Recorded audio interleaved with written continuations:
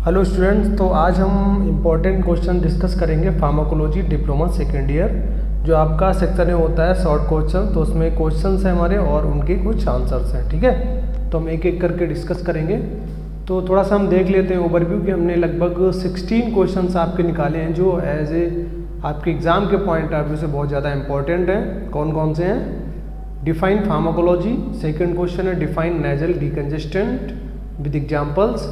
Third example explain respiratory stimulants and carminatives. Fourth what is analgesic effect of drug. ठीक है, define gout and mention anti gout drugs. Next what is Parkinson disease. 7 define myasthenia gravis and TB tuberculosis. 8 number जो आपका define glaucoma and diabetes.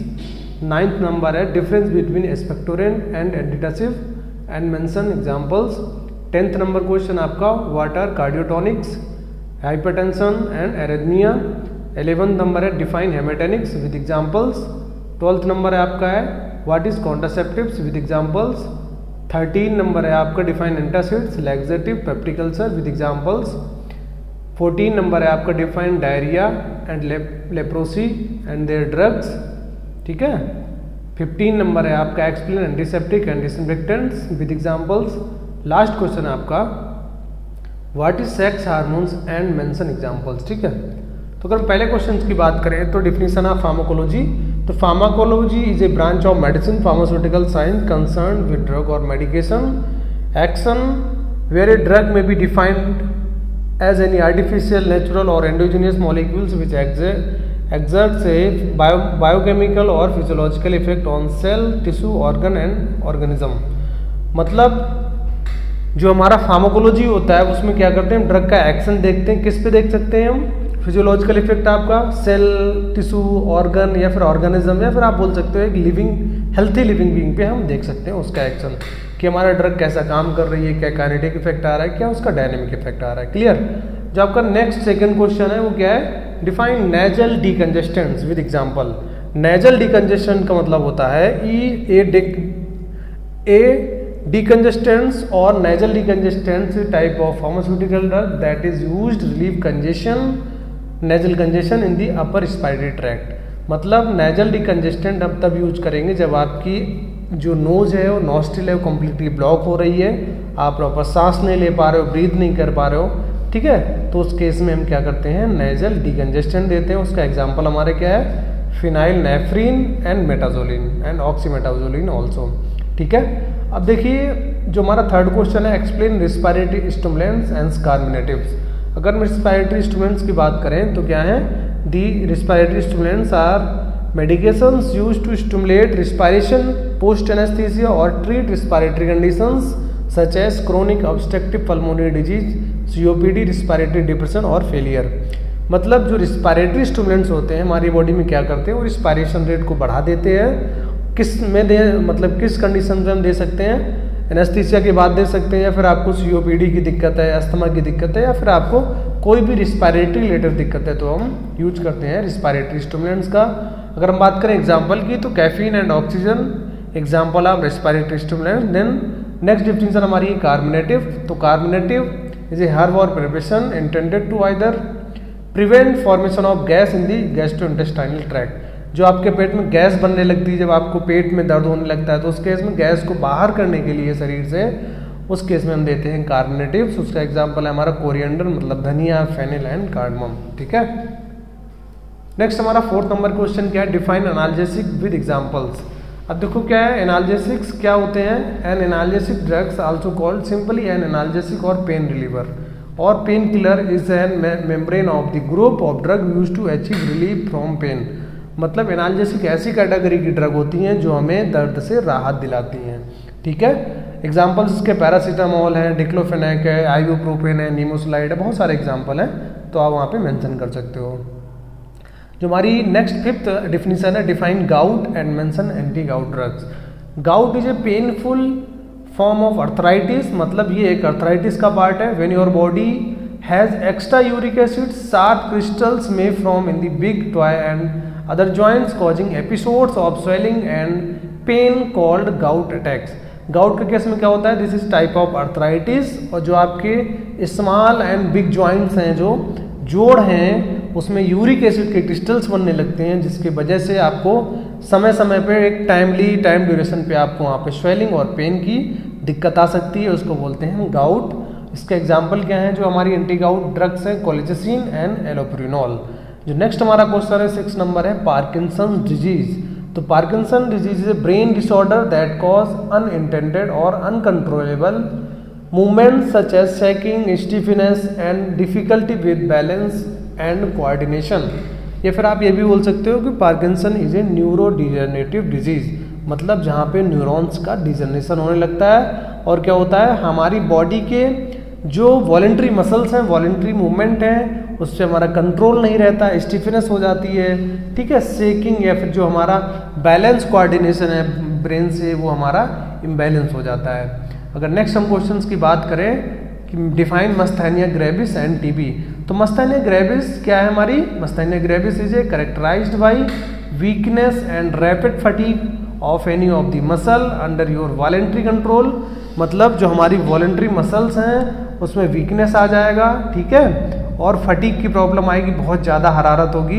Under your voluntary control it is caused by break down in the normal communication between nerve and muscles. जो हमारे body में nerve and muscles का communication हो रहा है वो क्या हो जाएगा, ब्रेक डाउन हो जाएगा, एबनॉर्मल हो जाएगा, इसकी वजह से हमें मस्थैनिया ग्रेविस की प्रॉब्लम आ जाती है। जो नेक्स्ट हमारी डिफिनीशन है वो है ट्यूबरकुलोसिस, टीबी। तो TB is a potential serious infection disease that mainly affects the lungs, मतलब हमारी सीरियस प्रॉब्लम है, इन्फेक्शियस डिजीज है, जो स्पेशली कहाँ पे कॉज करती है, ये लंग्स में करती है। एज वी नो, जो हमारा टीबी है किस बैक्टीरिया से होता है, माइकोबैक्टीरियम ट्यूबरकुली। नेक्स्ट जो लाइन हमारी है, the bacteria that cause tuberculosis और spread from person to person through tiny droplets release into air via cough and sneeze. हमारा जो ट्रांसमिशन होता है ट्यूबरकुलोसिस का वो किससे होता है, ड्रॉपलेट से हो सकता है, वाया किससे होगा, आपका कफ एंड स्नीज से, ठीक है। नेक्स्ट हमारी डिफिनीशन देखो, इसमें आप थोड़ा सा मेडिसिन भी यूज कर सकते हो, मतलब यहाँ पे मेंशन कर सकते हो कि एंटी ट्यूबरकुलर ड्रग्स आपकी लाइक आइसोनियाजिड है, रिफॉर्मसिन है, स्टेप्टोमाइसिन है, तो यहाँ पे आप देख लेना, ठीक है। जो नेक्स्ट हमारी डिफिनीशन है, डिफिनीशन नंबर 8, ग्लाउकोमा या फिर ग्लूकोमा। तो glaucoma is condition that damage your I optic nerve. जो हमारी ऑप्टिक नर्व है वो डैमेज हो जाती है, it gets worse over time, it is often link to build up pressure inside your eye. Eye में जो बहुत ज़्यादा प्रेशर क्रिएट हो जाता है उसको बोलते हैं हम ग्लाउकोमा, और इसके अलावा जो आपकी ऑप्टिक नर्व है वो भी इस कंडीशन में डैमेज हो जाती है। क्वेश्चन नंबर हमारा 9 है, difference between expectorant and antitussive with mention examples.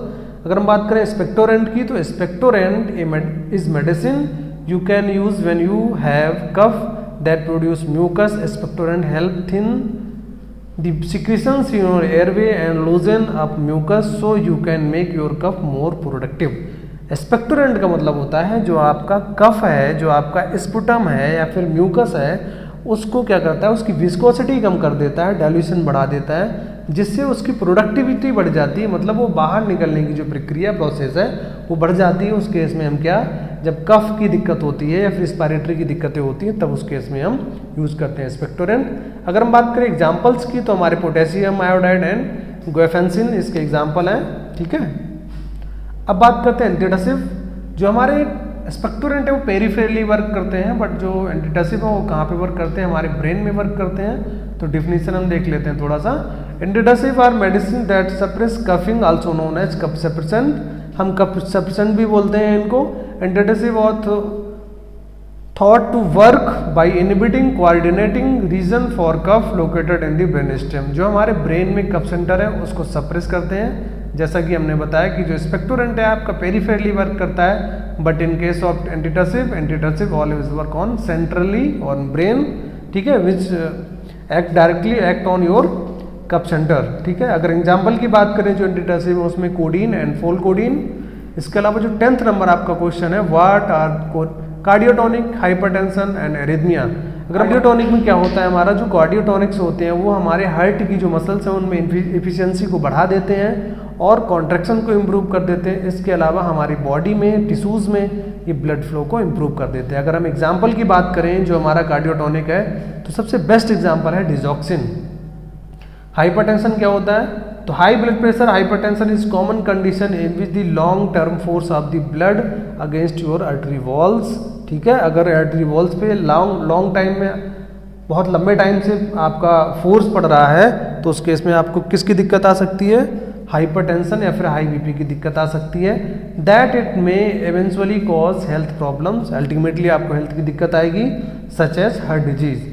अगर आपका बीपी 140/90 से एबव है, ठीक है, तब हम उसको बोल सकते हैं कि हाइपरटेंशन या फिर प्री हाइपरटेंसिव पेशेंट है वो। अगर हम बात करें एरिथमिया, तो arrhythmia is a problem with the rate of rhythm और your heart. It means that your heart beats too quickly, slow और within the regular pattern. Arrhythmia का सिंपल मतलब है जो आपकी हार्ट बीट है वो बहुत ज़्यादा फ्लैक्चुएट हो सकती है, समटाइम्स कम भी हो सकती है, या फिर वो इर्रेगुलर, कभी कम कभी ज़्यादा। अगर हार्ट बीट में एबनॉर्मलिटी आ रही है, कम ज़्यादा हो रही है, तो उस केस को हम बोलेंगे अरिथमिया। क्लियर? जो हमारा 11th नंबर क्वेश्चन है haematinics, examples with examples. Haematinics का मतलब होता है, haematinics are substance that are essential to proper formation of components of blood.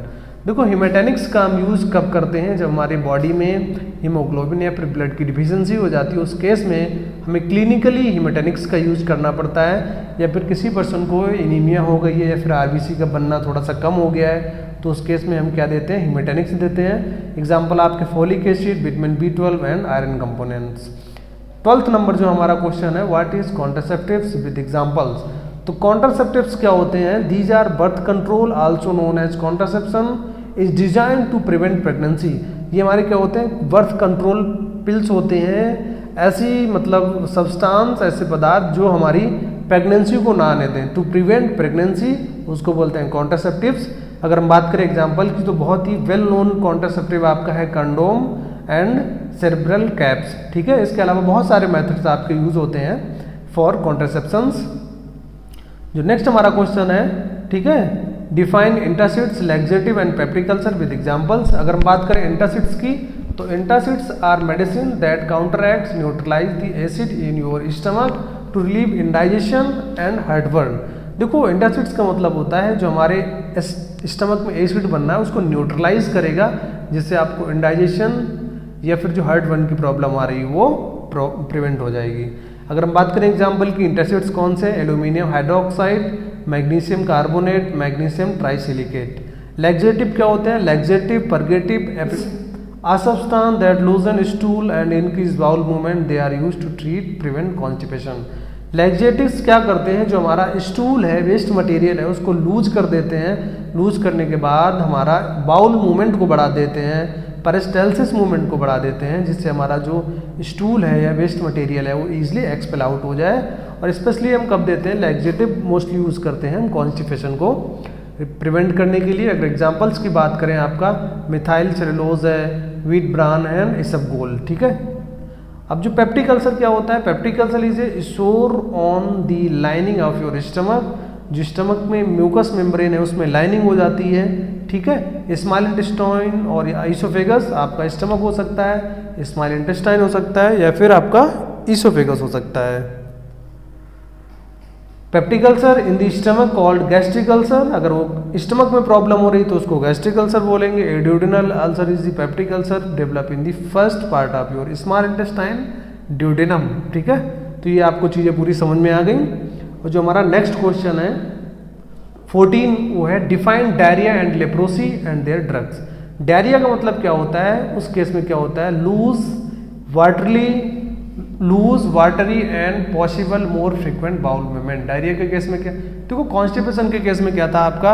जो कॉन्स्टिपेशन है उसमें आपका पेरिस्टाल्सिस मूवमेंट कम हो जाता है, बट इन केस आप डायरिया अगर हो जाए तो उसमें आपका बाउल मूवमेंट ज़्यादा हो जाएगा, आपका पेरिस्टाल्सिस मूवमेंट बढ़ जाएगा, जो आपका स्टूल है वो पूरी तरह से लूज वाटर कंटेंट बढ़ जाएगा।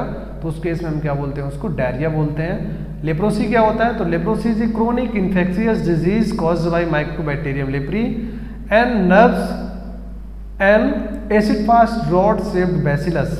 देखो हमारा लेप्रोसी क्या होता है? क्रोनिक इन्फेक्शियस डिजीज है हमारी, जो किससे कॉज्ड होती है? Mycobacterium leprae. और उसमें क्या सबसे ज़्यादा इंपॉर्टेंट क्या है, जो उसका बैक्टीरिया है वो किस शेप का होता है, एसिड फास्ट रॉड शेप्ड हमारा बैसिलस होता है। और ये मोस्टली कहाँ पे फैलता है हमारा, the disease mainly affects the skin, peripheral nerves, mucosa of the upper respiratory tract and as well as eyes. ठीक है। और अगर हम बात करें एंटी लेप्रोटिक ड्रग्स कौन सी हैं, तो हमारी जो सबसे इंपॉर्टेंट है वो है डेप्सोन। जो हमारा नेक्स्ट क्वेश्चन है 15, explain antiseptics and disinfectant with examples. तो एंटीसेप्टिक्स क्या होते हैं, तो these are antiseptics is an antimicrobial substance और compound that is applied to living tissue skin to reduce the possibility of infection, sepsis और मतलब antiseptics क्या होते हैं, हमारे एक तरह के एंटीमाइक्रोबियल सब्सटेंस एजेंट्स होते हैं जो किसी भी माइक्रो ऑर्गेनिज्म के ग्रोथ होने से बचाते हैं हमारे बॉडी में। और आपको याद रखना है जो एंटीसेप्टिक्स हैं वो हमें लिविंग टिश्यू में अप्लाई करना है। ठीक है। और इसमें एक टर्म और दिया गया हुआ है सेप्सिस। तो सेप्सिस मतलब होता है जब कोई इन्फेक्शन आपका ब्लड सर्कुलेशन में अगर बहुत ज़्यादा सीवियरिटी में पहुंच गया है, उसको बोलते हैं सेप्सिस। ठीक है। अब देखिए अगर एग्जाम्पल की बात करें तो आपका क्या है, क्लोरहेक्सिडीन है, पोविडीन आयोडीन है, इसके अलावा है क्लोरोजैलिनोल। ठीक है। Povidone iodine and chloroxylenol. अब देखो डिसइंफेक्टेंट की अगर बात करें तो disinfectant is a chemical substance or compound used to inactivate destroy micro organism on inert surface. ठीक है। देखो माइक्रो ऑर्गेनिज्म को दोनों ही किल कर रहे हैं, बट क्या है, एंटीसेप्टिक हमारा लिविंग टिश्यू पे अप्लाई कर रहे हैं और जो हमारा है डिसइंफेक्टेंट वो हमारा नॉन लिविंग, लाइक आपको विंडो सही साफ करना है या फिर कोई फ्लोर है ना या टेबल है, तो उस केस में हम डिसइंफेक्टेंट का यूज़ करते हैं। एग्जाम्पल्स आपका क्या हो सकता है, आपका एल्कोहल हो सकता है। ठीक है। क्लोरीन हो सकता है, क्लोरीन कंपाउंड्स हो सकते हैं, फॉर्मल्डिहाइड हो सकता है। ठीक है। समटाइम्स क्या होता है, जैसे मान लो आपका डिटॉल है तो डिटॉल आपका एंटीसेप्टिक और डिसइंफेक्टेंट दोनों है। तो बहुत सारे ऐसे केमिकल्स होते हैं जो एंटीसेप्टिक और डिसइंफेक्टेंट दोनों की तरह काम करते हैं। नेक्स्ट हमारा क्वेश्चन क्या है, what is sex hormones and mention example. Sex hormones also known as sex steroids, gonadotropins and gonadal steroids are steroid hormone that interact the vertebrate steroids hormones receptor।